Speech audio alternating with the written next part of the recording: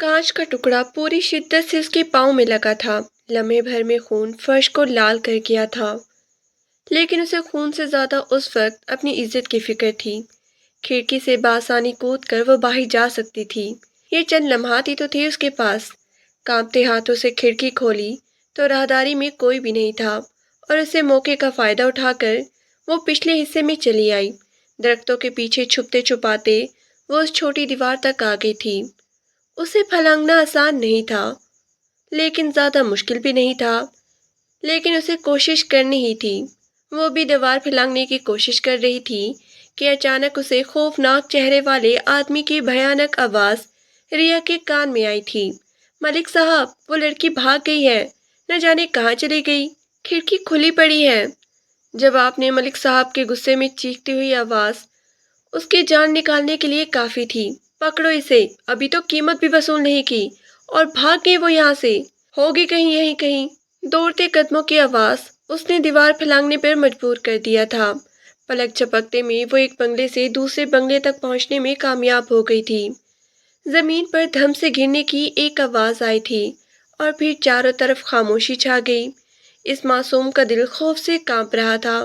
ये खुशियाँ था कि कहीं मलिक साहब के आदमी यहाँ पहुँच न जाए, इसलिए वो दरख्तों के पीछे छुपने की नाकाम कोशिश कर रही थी। लॉन में हल्का अंधेरा था, न जाने ये किसका बंगला था। वो कुछ नहीं जानती थी, लेकिन छुपने के लिए शायद इससे बेहतरीन जगह वो इस दरख्त की घनी शाखों में पनाह लेकर गहरे गहरे सांस ले रही थी।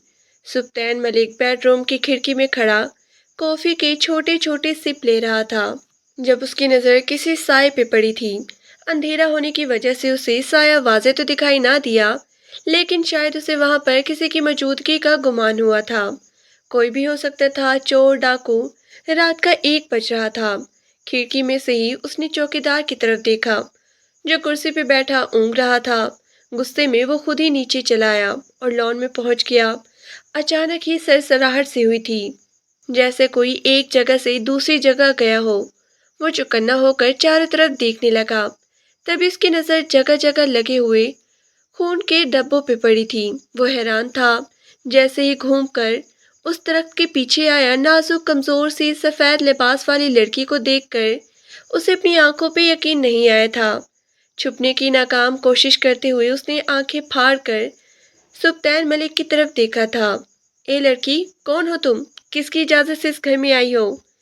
वो बुलंद आवाज में चिल्लाया तो वो सहम कर उठ खड़ी हुई। चोरी करने आई हो इस घर में? वो उसे घूर रहा था। शायद ये किसी गैंग की साथी थी। कांपती रिया ने फौरन ही नफी में सर हिलाया था।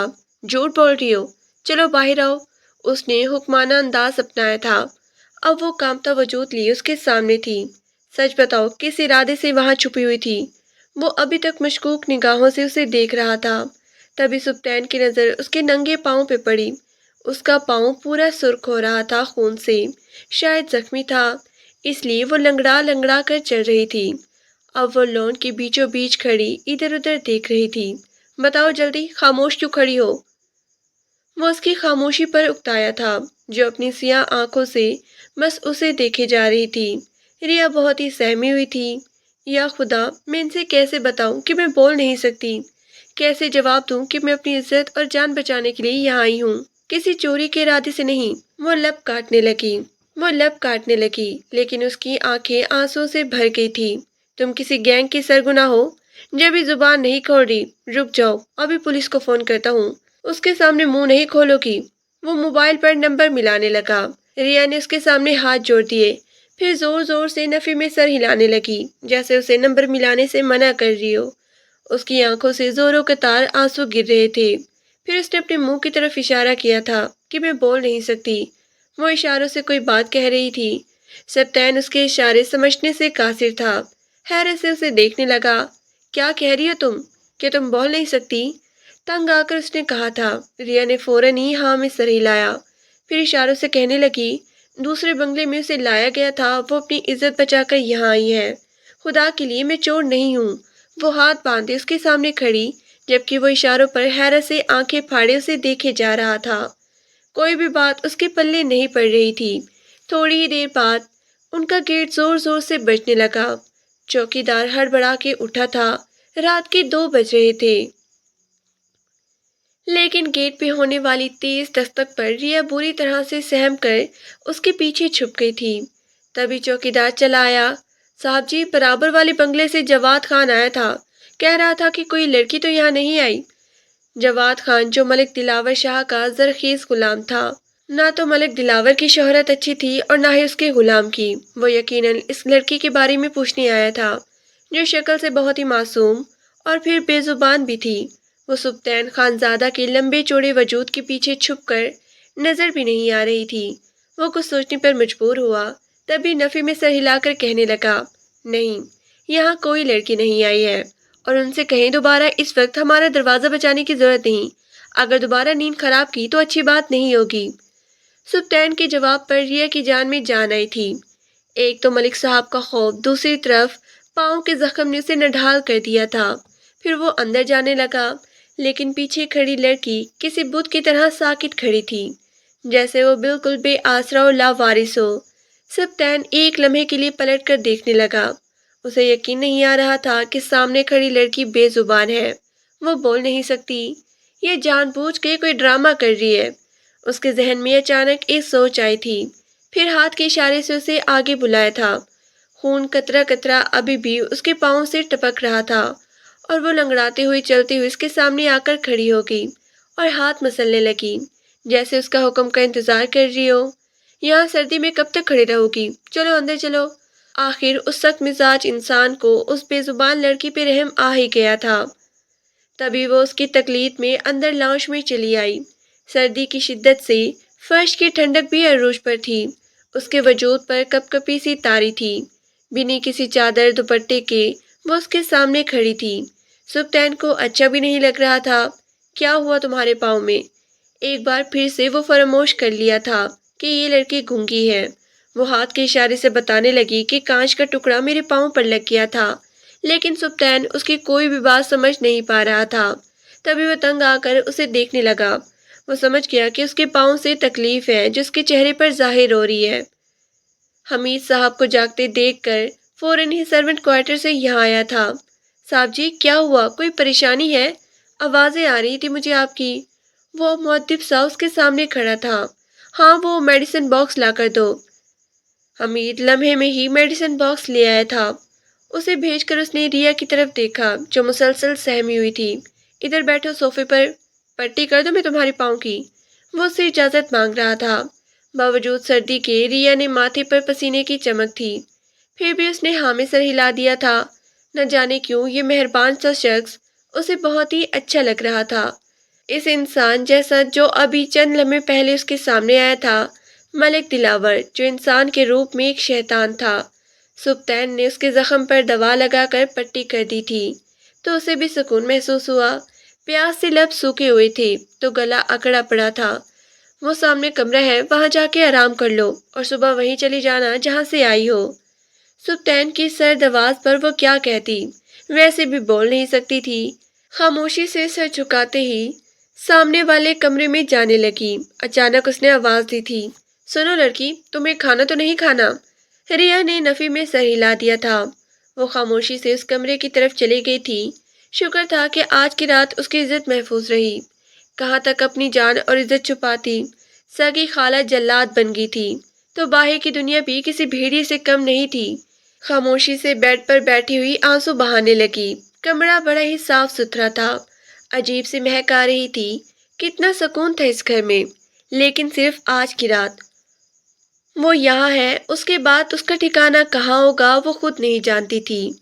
وہ تھی بے زبان لیکن بلا کی خوبصورت، سنہری رنگت، کانچ جیسی خوبصورت آنکھیں، دبلی پتلی جسامت، خوبصورتی کی چمک اس کے پورے سراپے پر تھی۔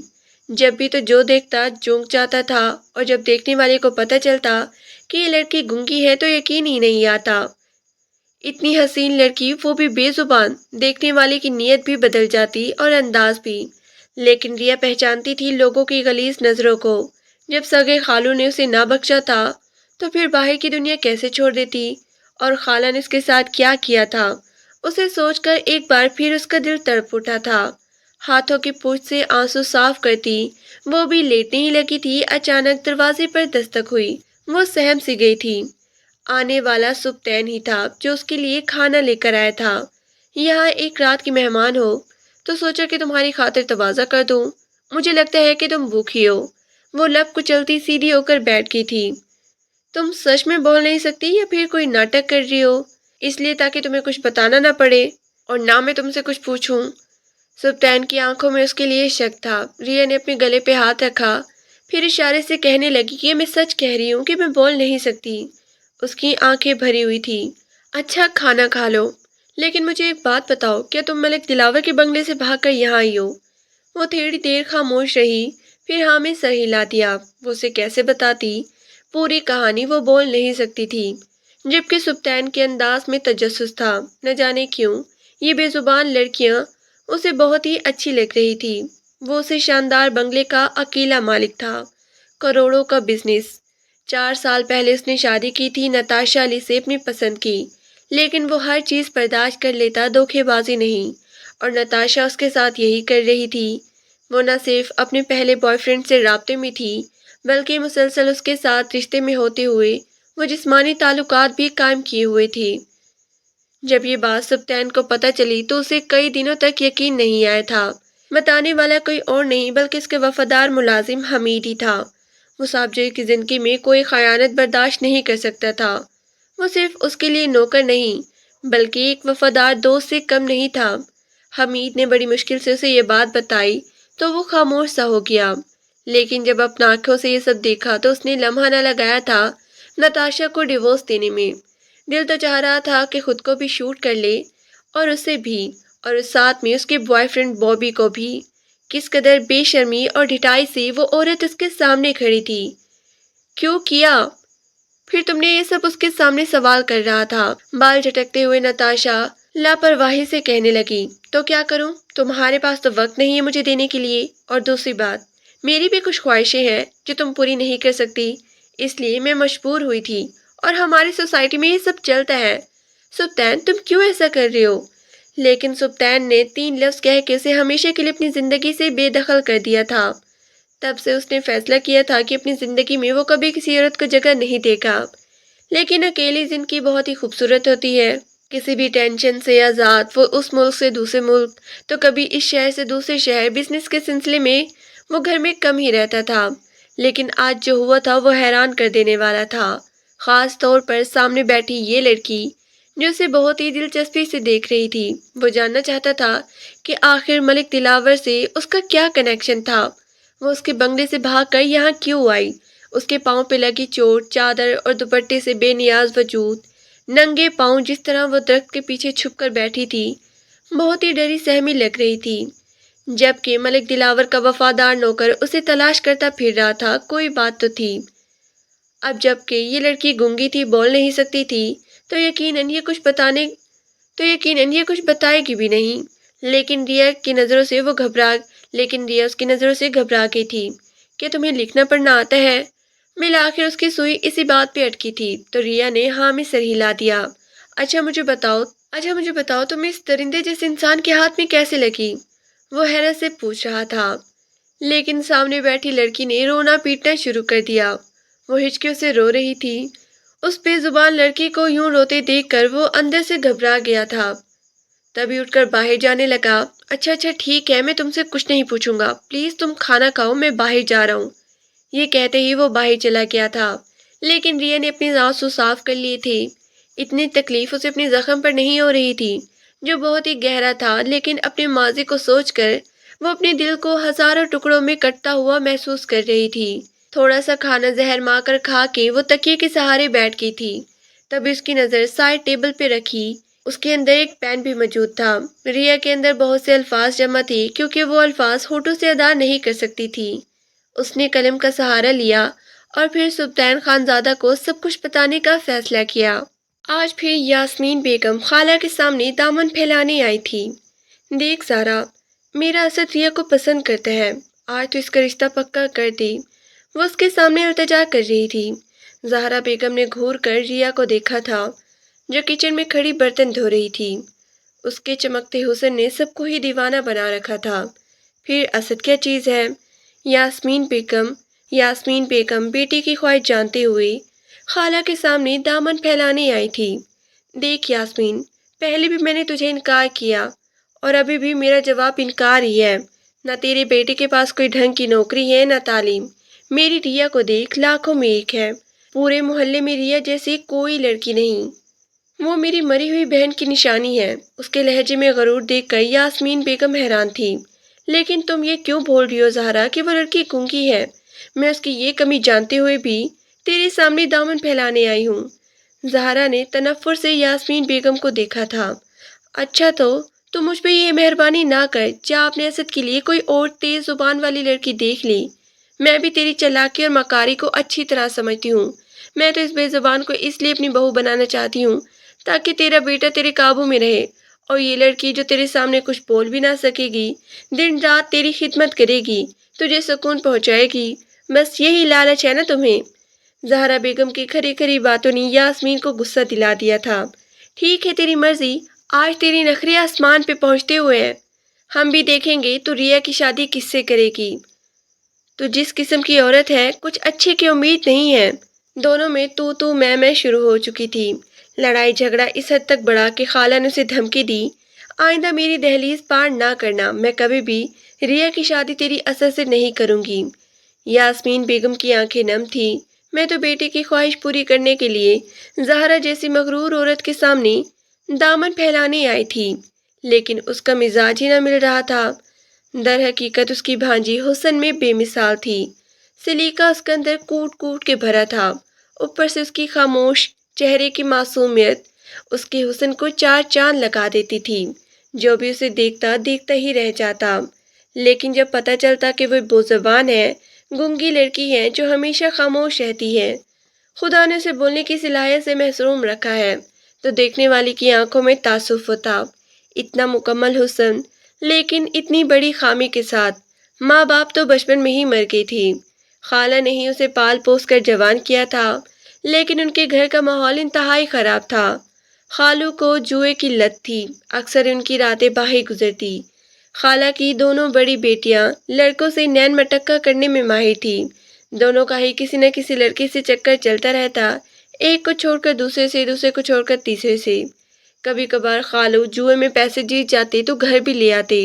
خالہ بجائے انہیں کوسنے، انہیں منع کرنے کے، پیسے دیکھ کر ان کی بھی نیت پھسل جاتی۔ وہ ایک لالچی طبیعت کی مالک عورت تھی، شروع سے ہی ایک طرز بھری زندگی گزاری تھی، نہ کبھی اچھا کھایا نہ کبھی اچھا پہنا۔ دو بیٹیوں کے ساتھ تیسری ریا کی بھی ذمہ داری تھی ان کے اوپر، لیکن وہ اس لڑکی کے بارے میں بہت کچھ سوچتی تھی۔ اس کی دونوں بیٹیاں معمولی شکل و صورت کی، واجبی صورت کی لڑکیاں تھیں، رنگت سانولی، جسم فربا، اوپر سے بات پہ کہکے لگانے کی عادت نے ان کے چہرے کی رونق چھین لی تھی۔ ان کے مقابلے میں ریا پورا دن مصروف رہتی، خالہ اسے بھرپور کام لیتی تھی۔ اتنا سکون جو ملتا تھا، جسم کچھ زیادہ ہی آرام طلب ہو گیا تھا۔ وہ 10 سال کی تھی جب خالہ کے گھر آئی تھی۔ جب تک اماں زندہ رہی، انہوں نے اسے پڑھانے کے لیے اسپیشل بچوں کے اسکول میں داخل کروا دیا تھا، جہاں گونگے بہرے بچوں کو تعلیم دی جاتی تھی۔ لیکن وہ بلا کی ذہین تھی، وہ پیدائشی گونگی نہیں تھی، بلکہ جب 7 سال کی تھی تو ایک دوائی کے غلط ری ایکشن کی وجہ سے اس کے دماغ کا نروس سسٹم بری طرح سے متاثر ہوا۔ اس قدر وہ بیماری بڑھی کہ اس کے دماغ پر اثر انداز ہوئی کہ وہ بولنا ہی بھول گئی۔ یہ ایک بہت بڑا صدمہ تھا۔ جبکہ امی اکثر ہی بیمار رہتی، وہ اس کا مکمل علاج بھی نہ کروا سکتی تھی، لیکن اپنی بیٹی کو پڑھانے کی خواہش میں وہ اسے تعلیم دلوا رہی تھی۔ کیا معلوم تھا کہ وہ خود ایک دن دنیا چھوڑ کے چلی جائے گی۔ جب وہ خالہ کے گھر آئے تو خالہ نے اس کی تعلیم پر کوئی توجہ نہ دی تھی، لیکن ایک دن اس نے اشارت سے خالہ کو بتایا کہ وہ بھی پڑھنا چاہتی ہے۔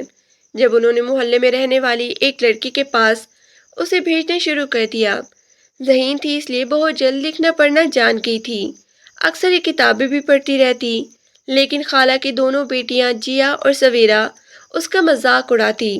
اگر وہ کبھی ان دونوں سے بات کرنے کی کوشش کرتی تو وہ دونوں جان بوجھ کر ایسی ایکٹنگ کرتی کہ ہمیں کچھ سمجھ ہی نہیں آ رہی کیا کہہ رہی ہو، تم دوبارہ بتاؤ۔ وہ معصوم سمجھ ہی نہ پاتی کہ یہ دونوں اس کا مذاق اڑا رہی ہیں، حالانکہ انہیں سب کچھ سمجھ آ جاتا تھا۔ وہ اشاروں میں بات کرنا سیکھ گئی تھی، لیکن وہ اور بات تھی کہ سوائے خالہ کے اور کسی کو یہ ساری سمجھ نہیں آتی تھی۔ جب 19-20 سال کی ہوئی تو خالہ اس کا حسن دیکھ کر چونک گئی۔ وہ بلا کی خوبصورت تھی، اتنی خوبصورت کہ اس کا گونگا پن اس کے حسن کی چمک کو مان نہیں کر سکتا تھا۔ گھر کے حالات خراب تھے، لیکن خالہ کو اپنی دونوں بیٹیوں کے بہانے کی فکر تھی۔ ابھی وہ ریا کے بارے میں تو سوچنا بھی نہیں چاہتی تھی، کیونکہ جیا اور سویرا اس سے 4 سال بڑی تھی۔ لیکن ایک دن رات کے اندھیرے میں خالو نے بڑی عجیب بات کہی تھی زہرا بیگم سے۔ آج وہ نشے کی حالت میں نہیں تھی، بلکہ زہرا بیگم سے بڑی میٹھی میٹھی باتیں کر رہی تھی۔ تجھے اپنی بیٹیوں کی فکر ہے، جوان ہو گئی ہے، زہرا بیگم ہاتھ مسلتے ہوئے کہنے لگی۔ یہ کاش تو ہی فکر کر لیتا تو آج میں اتنی پریشان نہ ہوتی۔ گھر کے حالات دیکھو، کھانے کے لالے پڑے ہیں، ایسے میں کہاں سے کروں گی میں ان کی شادی؟ دیکھ زہرا بیگم، ایک ہے ایسا ہیرا تیرے گھر میں جو تیری زندگی بدل سکتا ہے۔ میں کہتی ہوں لاکھ روپے تیرے گھر کا راستہ دیکھ لیں گے، ایسی قسمت بدلے گی تو خود میرا احسان مانے گی، وہ بڑی مکاری سے کہہ رہی تھی۔ اچھا کون سا تو نے مجھے ہیرے جواہرات کے ہار پہنائے ہیں جو میرے پاس اتنی قیمتی چیزیں پڑی ہوں گی؟ رحیم بڑی عیاری سے مسکرایا تھا۔ ہیرے تو نہیں، محنت، ہیرے پہ تو نے محنت کی ہے، اب قیمت وصولنے کا وقت ہو گیا ہے۔ اگر تو میرا تھوڑا سا ساتھ دے دے تو ہم دونوں کی قسمت بدل جائے گی، بلکہ ہماری بیٹیاں بھی بڑی شان سے رخصت ہو کر اپنے گھر جائیں گی۔ زہرا بیگم شوہر کی بات پہ حیران تھی۔ کیوں پہیلیاں بجھوا رہے ہو؟ صاف کہو کیا کہنا چاہتے ہو؟ رحیم نے اس کا ذرا قریب آ کر کان میں سرگوشی کی تھی۔ دیکھ، یہ جو تیری بھانجی ہے نا، یوں سمجھ کے ہمارے ہاتھ کو ہی نیرا لگا ہے۔ کیا فائدہ ہوگا تو اس کی شادی کر کے اسے یہاں سے رخصت کر دے گی، اور اسے پالنے کا، اس پہ خرچہ کرنے کا تجھے کچھ فائدہ بھی نہیں ہوگا۔ تو اپنی زندگی کے بارے میں سوچ، اپنی بیٹیوں کے بارے میں۔ اگر تو میرا ساتھ دے تو تیرا وقت بھی بدل جائے گا زہرا۔ ارے تم مجھے کچھ بتاؤ گی یا پھر باتیں ہی کرتے رہو گے؟ در حقیقت زہرا بیگم بھی پرجوش ہو گئی تھی۔ پھر رحیم نے جو سے کہا وہ بات سن کے سوچ میں پڑ گئی۔ آج سے نہیں، بہت سالوں سے اس کا آنا جانا نادرہ بائی کے کوٹھے پہ تھا، یہ بات زہرا بیگم بھی جانتی تھی۔ اچھا وہ تیری نادرہ بائی لے گی اسے؟ وہ جانتی نہیں ہے کہ یہ گونگی ہے؟ ارے اسے بولنے والی گڑیا یا نہ بولنے والی گڑیا نہیں، بلکہ اس کی خوبصورتی چاہیے ہوتی ہے، اور تیری بھانجی تو چمکتا ہوا نگینہ ہے۔ رحیم کی آنکھوں میں حرص کی چمک تھی۔ دولت پانے کی خواہش تو زہرا بیگم کی آنکھوں میں بھی تھی، ایسے میں خود کو کیسے اس خواہش سے روک سکتی تھی؟ بیوی کی خاموشی پر رحیم اور شیر ہو گیا تھا۔ اس کا مطلب ہے کہ تجھے میری بات پہ اعتراض نہیں؟ اچھا کتنے دیری تیری وہ نادرہ بھائی اس گونگی کے؟ رحیم نے جو رقم بتائی، زہرا کی سن کی آنکھیں پھٹی کی پھٹی رہ گئی تھی، جبکہ دوسرے کمرے میں بیٹھی معصوم ریا نہیں جانتی تھی کہ اندر بیٹھے اس کی قسمت کا فیصلہ کر رہے ہیں، اس کی جسم کی قیمت لگا رہے ہیں۔ اس کی آنکھوں میں کوئی خواب، کوئی خواہش نہ تھی۔ اس نے اپنے دل کی باتیں کبھی کسی سے نہ کی تھی، ہاں بس چپکے سے ایک ڈائری میں وہ اپنے آپ سے باتیں کیا کرتی تھی۔ ریا کی زندگی، اس کا دل کسی بھی جذبات سے خالی تھا۔ وہ خود کو ایک ربوٹ سمجھتی تھی۔ خالہ کے گھر میں رہنے کے باوجود اسے احساس ہوتا کہ وہ ایک شدید کمی کا شکار لڑکی ہے۔ سب لوگ اسے دیکھ کر ترس کھاتے تو کوئی اس کا مذاق اڑاتا۔ اکثر جیا اور سویرا اسے ایسی باتیں کہہ جایا کرتی، لیکن وہ ان کی باتوں کو صرف سن سکتی تھی، پلٹ کر جواب نہیں دے سکتی تھی۔ لیکن وہ معصوم کیا جانتی تھی کہ اب زندگی اس کے ساتھ مزید برا کرنے والی ہے۔ جب رحیم اسے نادرہ بائی کے کوٹھے پر لے کر جائے گا اور بدلے میں اسے 20 لاکھ وصول کرنے والا ہے۔ دوسرے دن ہی زہرا نے برتن دھوتی ریا کو دیکھا۔ چل برتن چھوڑ، جلدی سے تیار ہو جا، اور وہ گلابی والا سوٹ پہن لے، جیا کا میں نے نکال رکھا ہے۔ وہ حیران تھی، اشارے سے پوچھ رہی تھی کہ خالہ کہاں جانا ہے، لیکن زہرا بیگم نے اسے گھور کے دیکھا تھا۔ زیادہ سوال جواب نہیں، جو کہا ہے وہ کر۔ جھڑکتے ہوئے زہرا نے 2 منٹ میں اسے وہ کرنے پہ مجبور کر دیا تھا جو وہ کہہ رہی تھی۔ تھوڑی دیر بعد تیار ہو کر بیٹھی تھی، اور سویرا اسے دیکھ کر ہنس رہی تھی۔ ان کے لہجے میں دبی دبی سی ہنسی تھی، جس سے وہ پریشان سے ہو کر انگلی چٹکا رہی تھی۔ تھوڑی دیر بعد خالہ نے اسے برقع پہننے کو کہا تھا، اور وہ برقع پہن کر بالکل تیار ہو گئی تھی۔ جب رحیم آیا تو زہرا بیگم کو دیکھ کر وہ خوش ہو گیا۔ واہ، آج تو نے میری بات مان کر میرا دل خوش کر دیا۔ جب واپسی آؤں گا تو تیری آنکھوں میں بھی خوشی ہوگی۔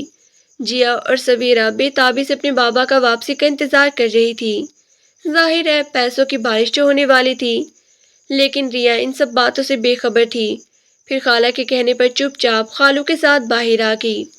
وہ کچھ فطرت کبھی اچھا نہیں تھا، ہمیشہ ہی ریا کو محسوس ہوتا خالو کی نگاہیں اس پر ٹھیک نہیں، لیکن بس اسے کبھی موقع نہیں ملا تھا، اور آج وہ اس کے ساتھ رکشے میں بیٹھی عجیب سے احساسات دل میں لیے سوچنے پر مجبور تھی کہ آخر خالو سے کہاں لے کے جا رہا ہے، اور خالہ نے اسے اتنا تیار کیوں کروایا۔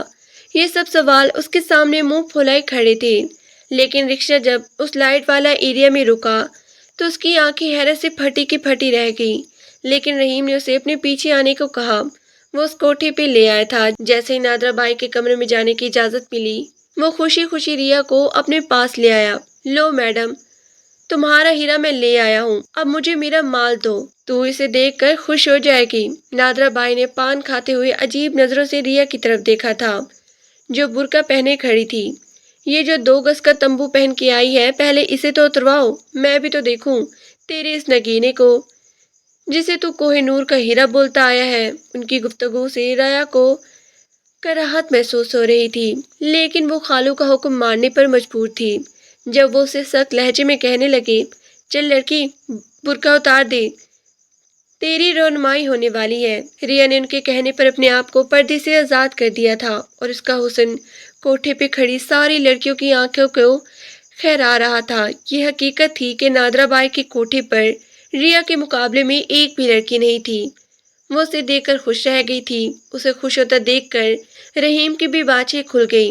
ایک اور خوشخبری سن لے، یہ لڑکی گونگی ہے، کوئی واویلا بھی نہیں کرے گی، چپ چاپ تیری بات مانے گی۔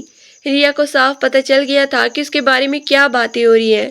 اسے یقین نہیں آ رہا تھا کہ سگی خالہ خالو اس کے ساتھ یہ کر سکتی ہیں۔ وہ اسے بیچنے کے لیے کوٹھے پر لے آیا تھا۔ نادرا بائی نے بدلے میں پیسوں سے بھرا بیگ اس کے حوالے کر دیا تھا۔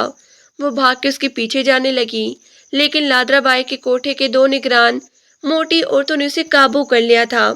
اس کی آواز، اس کی چیخیں اندر ہی گھٹ کے رہ گئی تھی۔ وہ بلک بلک کر رونے لگی۔ نادرا بائی تماشا دیکھنے والی لڑکیوں کو لاپرواہی سے کہنے لگی، چلو سب اپنی اپنی کوٹھریوں میں، 2-4 دن روئے گی پھر عادت ہو جائے گی اسے بھی۔ چل لڑکی، اب چپ ہو جا، یہ ٹوپی ڈرامہ چھوڑ۔ اے فردوس، اسے لے جا کمرے میں، زیادہ دیر کسی کے آنسو نہیں دیکھ سکتی، مجھے غصہ آنے لگتا ہے۔ اس نے ناک چڑھا کر ایک موٹی عورت کو آواز لگائی، جو ریا کو بازو سے گھسیٹتی اپنے ساتھ لے گئی تھی، اور وہ اپنے حال پہ روتی پیٹتی بے بسی سے آسمان کی طرف دیکھ کر فریاد کر رہی تھی۔ 2 دن بعد نادرا بائی اس کے پاس آئی تھی۔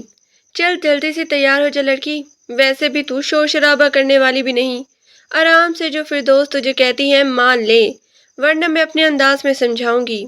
وہ سہمی ہوئی ہرنی کی طرح نادرا بائی کو دیکھ رہی تھی، جو بڑی ہی خطرناک عورت تھی۔ پھر وہ اس کے کان میں سرگوشی کرتے ہوئے کہنے لگی، آج ملک صاحب کو تجھے خوش کرنا ہے، اس نے ہمیں لاکھوں روپے دیے ہیں، اسے ایسی لڑکی چاہیے جو پہلے چھوئی ہوئی نہ ہو۔ ملک صاحب ہمارے پرانے گاہک ہیں، اس لیے تجھے اس کے بنگلے پہ جانا ہوگا۔ جو بھی نئی لڑکی آتی ہے پہلے انہیں ہی خوش کرتی ہے، اس کے بعد ہم کسی دوسرے گاہک کو پیش کرتے ہیں۔ ریا کی پوری جان کانپ رہی تھی، آج اس کی عزت داؤ پہ لگنے والی تھی۔ ملک صاحب کے بنگلے پر نادرا بائی کے کوٹھے کی وین اسے وہاں بنگلے پہ چھوڑ کر آ گئی تھی۔ ملک صاحب کا خاص آدمی جواد نے اسے سر سے پاؤں تک دیکھا تھا، پھر ہونٹوں پر زبان پھیری۔ پہلے ایک ملک صاحب اپنا دل بہلائیں گے، اس کے بعد شاید مجھے بھی موقع دیں، وہ بڑی خباثت سے سوچ رہا تھا۔ بڑی ہی دبلی پتلی ہرنی جیسی آنکھوں والی یہ لڑکی، جسے دیکھ کر کسی بھی مرد کی راڑ ٹپک جائے۔ ملک صاحب اسے دیکھ کر خوش ہو گئے۔ پھر جواد نے اسے کمرے میں جانے کا اشارہ کیا۔ یہ لڑکی تو بالکل بھی بول نہیں رہی۔ ملک صاحب، ورنہ لڑکیاں آتے ہی آپ کی خوش آمد کرنے لگتی ہیں۔ وہ تعجب کا شکار تھا۔ ملک دلاور زور سے ہنسا تھا، ارے کیسے بولے گی، بیچاری گونگی ہے یہ لڑکی، اچھا ہے کوئی شور شرابہ نہیں کرے گی، آج اس کی پہلی نائٹ ہے۔ جواد ملک، پھر اپنے اس خاص وفادار کو بھی ایک موقع دیجیے گا، وہ التجا کر رہا تھا۔ دونوں مکاری سے ہنس رہے تھے۔ شیطان بھیڑیے، جسے لوگ ایک معصوم لڑکی کی عزت خراب کرنے والے تھے، لیکن وہ لڑکی جو اپنی عزت بچانے کی سرتوڑ کوشش کرتی اس کمرے کی کھڑکی کو دیکھ رہی تھی۔ کھڑکی تھوڑی اونچائی پر تھی، چڑھنے کی کوشش میں اچانک ہی گلاس زمین پہ گر گیا تھا۔ کانچ کے ٹکڑے فرش پہ بکھرے تو اس کے پاؤں میں بھی لگ گئے، لیکن آج کے بعد شاید یہ موقع دوبارہ کبھی نہ ملتا۔ تبھی تو اتنی اونچی کھڑکی ہونے کے باوجود اس نے چھلانگ لگانے میں وقت نہ لگایا تھا۔ وہ گونگی تھی، بول نہیں سکتی تھی، لیکن اس کے ہاتھ پاؤں سلامت تھے۔ جب تک جان باقی تھی وہ اپنی عزت بچانے کے لیے کوئی بھی رسک لینے کو تیار تھی۔ جواز شور مچا رہا تھا، ملک صاحب لڑکی بھاگ گئی، لیکن اس نے پلٹ کر بھی نہ دیکھا تھا۔ یوں ہی دیوار پھلانگ کر وہ سبطین خانزادہ کے بنگلے میں پہنچ گئی تھی، اور اب اس کے کمرے میں بیٹھی ڈائری پر وہ ساری باتیں تحریر کر رہی تھی جو اس کے اپنوں نے اس کے ساتھ دغا بازی کی تھی۔ وہ جانتی تھی نہ صرف ملک دلاور شاہ بلکہ نادرہ بھائی کے خطرناک کارندے بھی اسے تلاش کریں گے۔ اس نے ڈائری کے ایک آخری کونے میں ایک التجا لکھی تھی: آپ مجھے کسی دارالامان، کسی یتیم خانے میں چھوڑ دیں جو میرے لیے محفوظ ٹھکانہ ہو، جہاں پر میری عزت محفوظ رہے۔ میں ساری زندگی آپ کو دعائیں دوں گی۔ خدا کے لیے آپ میری مدد کریں۔ میں بول نہیں سکتی، لیکن میں ایک انسان ہوں، میرے اندر بھی احساسات ہیں۔ میں ایک لڑکی ہوں، میری بھی خواہش ہے میری عزت محفوظ رہے۔ درندوں سے بچ کر میں بھی ایک محفوظ زندگی گزارنا چاہتی ہوں۔ اس کے آنسو اس کاغذ کو بھگو رہے تھے، لیکن اس نے ڈائری میں اپنی دل کی ساری باتیں تحریر کر دی تھی۔ سبطین خانزادہ صبح آفس جانے کی تیاری کر رہا تھا۔ ناشتے کی ٹیبل پر حمید اس کے سامنے مؤدب سا کھڑا تھا۔ جیسے ہی وہ جانے لگا: صاحب جی، اس لڑکی کا کیا کرنا ہے؟ حمید کی آواز پر وہ پلٹا تھا۔ صبح تک وہ اس لڑکی کو یاد ہی نہ تھا، اور ابھی تک ایک دم ہی ذہن میں کچھ جھمکا سا ہوا تھا۔ وہ کچھ سوچتے ہوئے پلٹا، لیکن دروازے پہ وہ کھڑی لڑکی ابھی بھی ننگے پاؤں، وہی سفید لباس، اس کی آنکھیں سرخ تھی جیسے پوری رات روتی رہی ہو۔ تبھی وہ 2 قدم چلتا اس کے سامنے آیا: شام کو تیار رہنا، میں تمہیں کسی دارالامان یا یتیم خانے میں چھوڑ دوں گا۔ وہ اسے اشارے سے سمجھانے کی کوشش کر رہا تھا، لیکن ریا اس کی آواز سن رہی تھی۔ وہ گونگی تھی، بہری تو نہیں۔ اس نے سبطین کی باتوں پر سر ہلایا تھا، پھر وہ حمیدہ کی طرف پلٹا: اس لڑکی کو ناشتہ دے دیجیے گا، یہ سمجھ لیجیے کہ یہ ہماری مہمان ہے، ایک دن کی۔ یہ کہہ کر وہ آفس چلا گیا، جبکہ وہ جلدی سے واپس کمرے میں آ گئی۔ حمید نے دروازہ بجایا تو وہ گھبرا گئی۔ اب کسی مرد پر اعتبار نہ رہا تھا، لیکن جو مرد ابھی تھوڑی دیر پہلے اس گھر سے باہر گیا تھا، نہ جانے کیوں دل چاہ رہا تھا کہ اس کی حفاظت میں رہے اور کہیں باہر نہ جائے۔ ناشتے کی ٹرالی حمید نے اندر سرکا دی تھی اور خود واپس مڑ گیا۔ صاحب جی کی مہمان تھی، اس لیے سوال ہی پیدا نہیں ہوتا تھا کہ وہ اسے آنکھ اٹھا کر بھی دیکھے۔ وہ ساتھ ساتھ ناشتہ کرتی، ساتھ ساتھ رو بھی رہی تھی۔ آنکھوں سے ٹپکتے آنسو دل کی کیفیت بتا رہی تھی۔ جیسے اس نے اس شخص کو اپنے بارے میں سچ بتانے کے لیے اتنی لمبی ڈائری میں لکھتی تھی، لیکن اسے کہاں شوق تھا اس کے بارے میں جاننے کا۔ یعنی کہ آج آخری دن ہے اس گھر میں، اور پھر کوئی دوسرا ٹھکانہ، کیا پتہ وہ جگہ بھی میرے لیے محفوظ ہو۔ یہی سوچ کر وہ اپنے آپ کو مطمئن کرتی۔ شام کو ہی سبطین آفس سے آیا تھا، بڑے آرام سے لاؤنج میں بیٹھ کر چائے پی رہا تھا، جب حمید کہنے لگا: صاحب جی، وہ لڑکی تو آج پورا دن کمرے میں بند رہی۔ یہ سن کر وہ چونکا تھا، پھر کہنے لگا: ہاں ٹھیک ہے، وہ اس گھر میں اسے کیسے رکھ سکتا ہے؟ اس گھر میں کوئی اور عورت بھی نہیں رہی، وہ کسی ملازمہ عورت کو بھی نہیں رکھتا تھا۔ 2 ملازم تھے، ایک چوکیدار اور دوسرا خانسامہ۔ تھوڑی دیر بعد اس نے ریا کو بلایا تھا: اب تم گونگی ہو، کچھ بول بھی نہیں سکتی نا، اپنے بارے میں مجھے کچھ بتا سکتی ہو، اس لیے میں نے فیصلہ کیا ہے کہ تمہیں کسی عورتوں کے دارالامان میں چھوڑ دیتا ہوں۔ چلو تم تیار ہو؟ وہ سنجیدگی سے کہہ رہا تھا۔ ریا نے ہاں میں سر ہلا دیا۔ سامنے والا کمرہ سبطین خانزادہ کی والدہ کا تھا، جو اب اس دنیا سے رخصت ہو چکی تھی، اس لیے اس نے اپنی ماں والدہ کی چادر نکال کر اس لڑکی کو دے دی تھی۔ تھوڑی دیر بعد وہ اس کے ساتھ بیٹھی تھی، اور وہ اسے عورتوں کی ایک مددگار شیلٹر ہوم میں چھوڑنے جا رہا تھا۔ یہاں اس کا نام ہی کافی تھا۔ انچارج اسے دیکھ کے مسکرائی تھی، پھر میٹھی اور میسنی بن کر اس خوبصورت لڑکی کو دیکھنے لگی جس کا حسن غیر معمولی تھا۔ یہ لڑکی بے زبان ہے تو اس کا بہت ہی خیال رکھنا ہوگا، وہ انچارج کو ہدایت دے رہا تھا۔ لیکن ریا کو انچارج کی آنکھیں ٹھیک نہیں لگ رہی تھی۔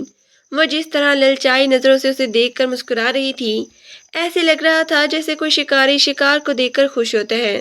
کہنے کو تو یہ ایک فاؤنڈیشن تھی، عورتوں کی محفوظ پناہ گاہ، لیکن اس کی آڑ میں جو غیر قانونی کام ہو رہے تھے، ان سب سے سبطین خانزادہ واقف نہیں تھا۔ آپ بے فکر ہوئیں، ہم اس کا بہت ہی خیال رکھیں گے، یہاں ایسے اور بھی لڑکیاں ہیں، کسی کو ماں باپ خود بھیج دیتے ہیں تو کوئی لڑکی تنگ آ کر خود ہمارے پاس آ جاتی ہے۔ اب اس کے لیے پریشان مت ہوئے۔ انچارج نے تسلی دے کر سبطین کو مطمئن کر دیا تھا۔ اس نے جاتے جاتے ایک بار پلٹ کر دیکھا تھا، جو بہت ہی خوفزدہ اور معصوم لگ رہی تھی، جیسے کوئی چھوٹی بچی کسی بھول بھلیا میں بھٹک گئی ہو۔ اس نے ایک بار آنسو بھری نظروں سے اٹھا کر اس کی طرف دیکھا اور پھر دوبارہ نظریں جھکا لی۔ انچارج اسے اپنے پیچھے آنے کا کہہ رہی تھی، جبکہ سبطین واپس گھر کی راہ لی تھی۔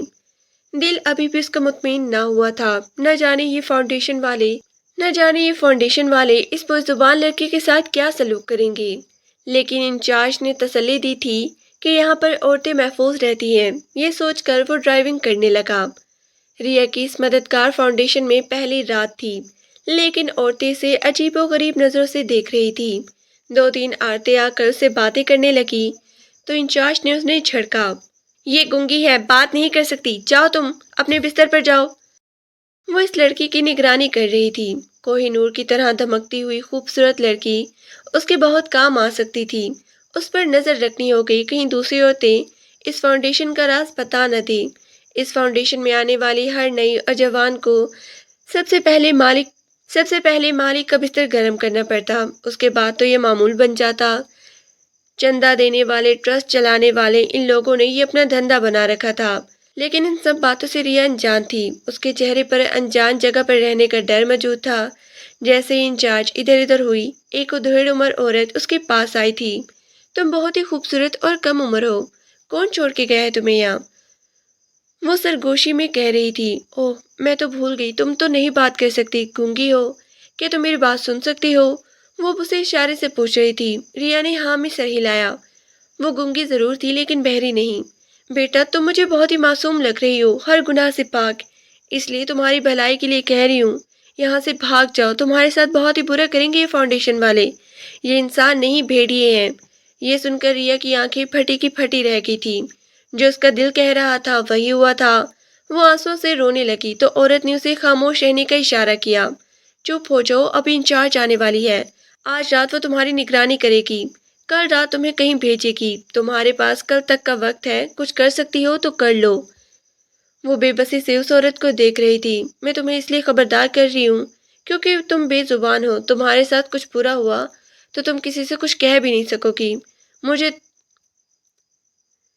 مجھے تم پہ ترس آ رہا ہے۔ یہ کہتے ہی وہ جلدی سے اپنے بستر پہ چلی گئی تھی، لیکن ریا کو ایسے لگا جیسے اس کے جسم میں جان نہ رہی ہو۔ ایک شکنجے سے نکل کر وہ دوسرے شکنجے میں پھنس چکی تھی۔ اسے بے اختیار وہ شخص بہت ہی ظالم اور بے رحم لگا تھا جو اسے اس گندگی میں چھوڑ کے چلا گیا تھا۔ تبھی انچارج کرخت چہرہ لیے اندر آئی تھی۔ یہ دیکھ کر وہ مطمئن ہو گئی کہ اس نئی لڑکی کے پاس کوئی بھی دوسری عورت موجود نہیں۔ پھر وہ واپس پلٹ گئی تھی۔ رات کے 10 بجنے والے تھے لیکن ریا کو نیند نہیں آئی تھی۔ وہ بس خدا سے مدد مانگ سکتی تھی۔ ایک اللہ ہی کے آسرے پر زندہ تھی، ورنہ لوگ جانور بن کے اسے نوچنے کے لیے تیار تھے۔ صاحب جی، آپ کے مہمان چلے گئے؟ وہ لاؤنج میں بیٹھا ٹی وی دیکھتا رہا تھا۔ آفس کے سنڈے ہونے کی وجہ سے اس لیے وہ مطمئن تھا، ویسے بھی اسے رات گئے تک جاگنے کی عادت تھی۔ وہ اس کی بات پر چونک کر ایسے دیکھنے لگا۔ مہمان؟ اچھا وہ لڑکی، ہاں میں اسے چھوڑ آیا ہوں۔ دراصل وہ میری کوئی رشتہ دار نہیں بلکہ ایک انجان لڑکی تھی، تو غلطی سے اس گھر میں آ گئی تھی، اور پھر گونگی بھی تھی تو اسے گھر میں کیسے رکھ سکتا تھا۔ میں اسے مددگار فاؤنڈیشن میں چھوڑ آیا ہوں۔ صاحب جی، بیگم صاحبہ کے کمرے میں ایک ڈائری ملی تھی، لیکن اس میں کافی کچھ لکھا ہوا تھا، شاید یہ سب اس لڑکی نے لکھا تھا۔ حمید کی باتوں پر وہ حیران رہ گیا۔ اچھا، کہاں ہے وہ ڈائری؟ اس کے بارے میں وہ جاننے کا تجسس رکھتا تھا، لیکن وہ حیران تھا کہ وہ لڑکی شاید اپنے بارے میں سب کچھ بتا کر گئی تھی۔ حمید نے وہ ڈائری صاحب کو لا کر دے دی۔ جو وہ اس کی تحریر کو پڑھتا رہا، آنکھیں حیرت سے پھیلتی جا رہی تھی۔ اس نے تو جیسے اپنی زندگی کی ساری کہانی اس ڈائری میں لکھ دی تھی۔ شاید وہ پوری رات جاگتی رہی تھی۔ ڈائری پر الفاظ ایسے تحریر تھے جیسے موتی بکھرے ہوں۔ وہ گونگی ہونے کے باوجود بہت کچھ کہہ گئی تھی اور اسے آئینہ بھی دکھا گئی تھی۔ وہ بے چین سا اٹھ کھڑا ہوا تھا۔ میں نے ٹھیک فیصلہ نہیں کیا۔ اگر اس نے بے زبان لڑکی کے ساتھ کچھ غلط کیا تو اس کا ذمہ دار میں ہوں گا۔ وہ کچھ سوچتا ہوا ایک فیصلہ کرنے پہ مجبور ہوا اور پھر گاڑی کی چابی اٹھا کر باہر کی سمت قدم بڑھا دیے۔ حمید نے مسکرا کر اپنے صاحب جی کو جاتے ہوئے دیکھا۔ جتنا وہ سخت مزاج بنتا تھا اتنا وہ تھا نہیں، دل کا بہت ہی اچھا مالک تھا۔ لیکن حمید نے بھی اس معصوم اور بے زبان لڑکی کی ساری دستان پڑھ لی تھی، جبھی تو جان بوجھ کر وہ ڈائری صاحب جی کے ہاتھوں میں تھمائی تھی۔ اس کی بھی خواہش تھی کہ اپنے مہربان مالک کا گھر دوبارہ بستا ہوا دیکھے، کہ شاید وہی لڑکی جو محفوظ پناہ کی تلاش میں دنیا میں بھٹکتی پھر رہی ہے، یہی اس کا گھر ٹھکانہ بن جائے۔ صاحب جی یقیناً اس لڑکی کو واپس لینے گئے ہیں، وہ سوچتے ہوئے مسکرا رہا تھا۔ ارے سبسین صاحب، کیا ہوا؟ سب خیریت تو ہے؟ انچارج کے گھبرائے ہوئے چہرے کو وہ غور سے دیکھ رہا تھا، پھر سرد لہجے میں کہنے لگا، جو لڑکی کل میں یہاں چھوڑ کے گیا تھا میں اسے واپس لینے آیا ہوں، آپ اسے بلائیں۔ اس کے لہجے میں کھدرا پن تھا۔ انچارج گھبرا گئی، ہاتھ آئی سونے کی چڑیا واپس جانے کی مایوسی اس کے چہرے پر رقم تھی۔ سبطین بھی ایک کھلاڑی تھا، کوئی عام انسان نہیں۔ بیچارے کے تاثرات سے اندازہ لگا رہا تھا کہ انچارج کے چہرے پر کتنی مایوسی ہے۔ میں نے کہا تو ہے آپ سے، آپ مطمئن رہیں، وہ یہاں پر بالکل محفوظ ہے۔ کیا آپ اسے کسی دوسرے ادارے کے حوالہ کرنا چاہتے ہیں؟ وہ گڑگڑاتے ہوئے سبطین سے کہہ رہی تھی۔ جی نہیں، میں اسے اپنے حوالے کرنا چاہتا ہوں۔ میں جو آپ سے کہہ رہا ہوں وہ کریں۔ انچارج مایوسی سے اندر قدم بڑھا دیے تھے، اور تو مالک کو فون بھی کر چکی تھی کہ ایک نیا شکار ہاتھ لگا ہے، بس جلدی سے واپس آ جائے، آپ ہی کا انتظار ہے۔ لیکن اب مالک اور اس دونوں کا ہی ٹوٹنے والا تھا۔ نہ جانے یہ کھیل کتنی لڑکیوں کے ساتھ وہ کھیل چکی تھی، لیکن ریا خوش نصیب ٹھہری تھی۔ تھوڑی دیر بعد وہ سبطین کے سامنے تھی، وہی کالی چادر لپٹا معصوم چہرہ، خوفزدہ آنکھیں۔ وہ معصوم تو سمجھ رہی تھی کہ شاید انچارج اسے وہی لے کر جا رہی ہے جس کے بارے میں عورت نے اسے خبردار کیا تھا، لیکن سامنے کھڑے اس شخص کو دیکھ کر اسے یقین نہیں آیا تھا دعا یوں بھی قبول ہوتی ہے۔ وہ حیران تھی۔ تھوڑی دیر بعد وہ اس کے برابر میں گاڑی میں بیٹھی تھی، اس بات سے انجان کہ اگلی منزل کون سی ہے، لیکن وہ اسے واپس گھر لے آیا تھا۔ وہ گھبرائی ہوئی سی ادھر ادھر دیکھ رہی تھی، لیکن سبطین کی گہری نظر اس کے وجود پر تھی۔ میں نے تمہارے بارے میں سب جان لیا ہے، وہ تحریر جو تم نے ڈائری میں لکھی تھی کہ تم اپنے خالہ کے گھر واپس جانا چاہتی ہو۔ ریا نے خوفزدہ انداز میں زور سے نفی میں سر ہلایا تھا۔ اچھا تو پھر اگر میں تم سے نکاح کر لوں تو تمہیں کوئی اعتراض تو نہیں؟ اب کی اس کی آنکھوں میں حیرت کی چمک تھی، وہ کچھ نہ کہہ سکی تھی، نہ ہاں میں گردن ہلا سکی۔ اس کا مطلب ہے کہ تمہیں یہ بات منظور نہیں؟ شاید میں بھی اعتبار کے قابل نہیں۔ سبطین خانزادہ کے لہجے میں دکھ تھا۔ ریا نے زور زور سے نفی میں سر ہلایا تھا، پھر ہاتھ کے اشارے سے اسے کہنے لگی، مجھے یقین ہے، مجھے ایک محفوظ گھر چاہیے جو آپ کے ساتھ میں مل جائے گا۔ اس کی آنکھوں کی نمی بتا رہی تھی کہ اسے سبطین کی بات پہ کوئی اعتراض نہیں۔ یہ سن کے وہ مسکرا دیا، اس کا مطلب ہے کہ تمہیں میرے ساتھ قبول ہے۔ ریا شرما گئی تھی، اسے اقرار کرتے ہوئے جھجک محسوس ہو رہی تھی۔ سبطین نے اس کا ہاتھ تھاما جو بہت ہی سرد ہو رہا تھا، لیکن شرم و حیا سے کانپ رہا تھا۔ اب تم ہمیشہ اس گھر میں رہو گی، میری بیوی بن کر، کیونکہ باہر کی دنیا تم جیسی معصوم بے زبان لڑکیوں کو نوچ کھائے جائے گی، اس لیے میں تمہیں یہاں اپنے پاس رکھوں گا، محفوظ دنیا کی نظروں سے بچا کر۔ منظور ہے تمہیں؟ سبطین نے اس کی آنکھوں میں دیکھا جہاں شفاف موتی، پھر اس نے ہاں میں سر ہلا دیا تھا۔ حمید نے سارا بندوبست کر دیا تھا، 1-2 خواتین عورتیں، 2-4 مرد اس نکاح میں شریک تھی۔ سبطین خانزادہ ریا سے نکاح کرنے جا رہا تھا۔ وہ سادگی میں بھی اتنی حسین لگ رہی تھی کہ وہ اسے دیکھتا رہ گیا۔ نکاح کا جوڑا بھی وہ خود اپنی پسند سے لے کر آیا تھا۔ گھبرائے شرمائے سے لیکن بہت ہی اپنی، سبطین کی آنکھوں میں اس کے لیے چاہت تھی۔ نتاشا کے بعد اس کا عورتوں سے دل اکتا گیا تھا، لیکن یہ لڑکی سب سے الگ تھی، سب سے نرالی۔ اس کی معصوم چہرے پر فرشتے کی سی معصومیت تھی، کوئی چالاکی، کوئی بناوٹ نہیں۔ اس کے پہلو میں بیٹھی وہ خود کو کتنا محفوظ سمجھ رہی تھی، بار بار دل میں خدا کا شکر ادا کرتی جس نے سبطین خانزادہ کا ساتھ دے کر اس کی زندگی آسان کر دی تھی۔ تھوڑی دیر بعد نکاح ہوا۔ حمید نے آج بھرپور کھانے کا بندوبست کیا تھا۔ سارے مہمان کھانا وغیرہ کھا کر چلے گئے، لیکن وہ اس کے کمرے میں بیٹھی گھبرا رہی تھی۔ سفید ہاتھوں میں لال چوڑیاں سجی تھی۔ پھر سبطین دلچسپی سے اسے دیکھتے ہوئے کہنے لگا، دیکھو مجھے تمہاری بات سمجھ تو نہیں آتی، لیکن میں بہت جلد تمہیں سمجھنے لگ جاؤں گا۔ اس نے ریا کو خود سے قریب کیا، شرم و حیا سے وہ پوری طرح کانپ رہی تھی۔ سبطین کو اس کے قریب جانے سے نہ روک سکا تھا۔ وہ جانتا تھا کہ اس کی قربت میں وہ سکون ہے جس کے لیے وہ کافی عرصے سے بھٹک رہا تھا۔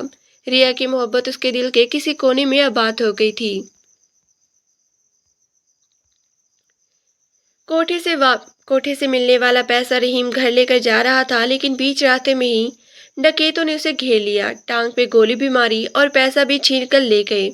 وہ لٹی پھٹی حالت میں گھر پہنچا تھا۔ زہرا بیگم بین کرتی رہی، روتی رہی۔ جی اور سویرا کی حالت بھی بری تھی، لیکن وہ کیسے بھول گئی تھی اس نے اور اس کے شوہر نے ایک معصوم بے زبان لڑکی کے ساتھ غلط کیا تھا، اسے اس نہش میں پہنچایا تھا کہ وہ اپنی عزت بچاتی دنیا میں بھٹکتی پھر رہی تھی۔ حرام کا پیسہ کیسے ان کی عیاشی کا سبب بن سکتا تھا؟ مخافاتی عمل تو ہونا ہی تھا، پھر بھی دنیا والے باتیں بنا رہی تھی۔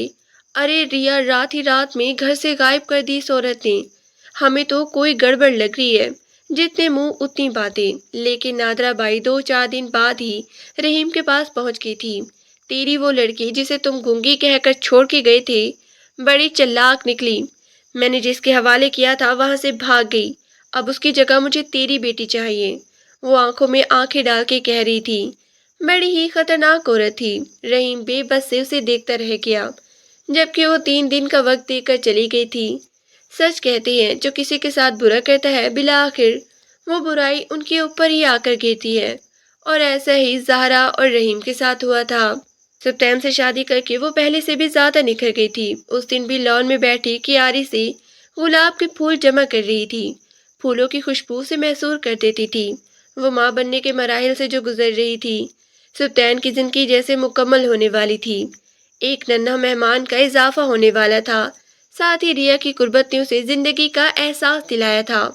وہ چپکے سے اس کے پیچھے آ کے کھڑا ہوا اور گلاب کا پھول اس کے بالوں میں سجا دیا۔ وہ حیران ہو کے پلٹی تھی، پھر مسکرانے لگی، خوبصورت چہرے پر خوشیاں بکھری ہوئی تھی۔ سپتیم نے اسے اپنی باہوں میں لے لیا۔ کیا کر رہی ہو پھولوں کے پاس؟ مغرب کا وقت ہونے والا ہے، کوئی جین عاشق ہو گیا تو میں کہاں جاؤں گا؟ وہ اسے گھیر کر اندر کمرے میں لے جا رہا تھا، جبکہ ریا ہنس رہی تھی، لیکن اس کی ہنسی بہت ہی خوبصورت تھی، زندگی سے بھرپور۔ دونوں کی جوڑی بہت ہی خوبصورت تھی، خدا نے یہ جوڑا تخلیق کر کے دونوں کی زندگی حسین بنا دی تھی۔